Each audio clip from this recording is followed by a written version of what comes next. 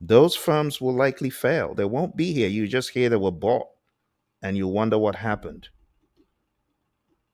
Organizations that thrive, leadership with vision. Leadership is all about influence, but it starts at the top. So those firms that have very poor leadership, yeah, I know you're frustrated working for some of them. Give them a few years, they won't be here anymore.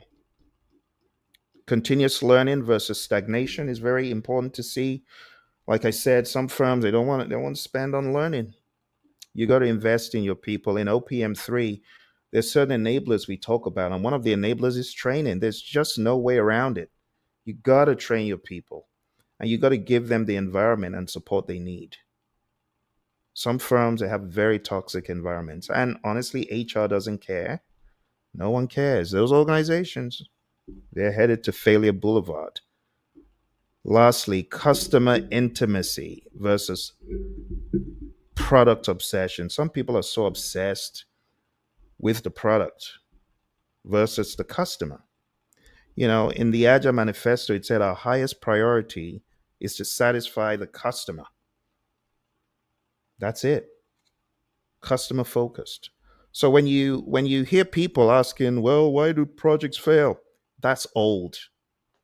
And honestly, for those encountering the question for the first time, yeah, you might hear something new, but when you've been doing it for 20 years, it's just broken record.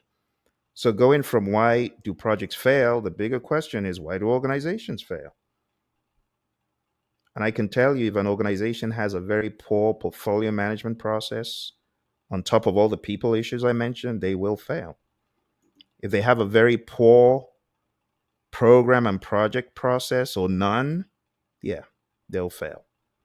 So our agenda today is really number one, as you can see, is to talk about mindset and then to gently get into the world of OPM3, which I've given you a high level about, and ultimately to get to the understanding of the SMCI model, which is big in the world of OPM3. And eventually, I'll talk a little bit about some of the models that I've used with organizations to help move them forward. I'll give you some insights into some of those. So let's start off by talking about the elephant in the room. I'm talking about the big old entity in the corner office.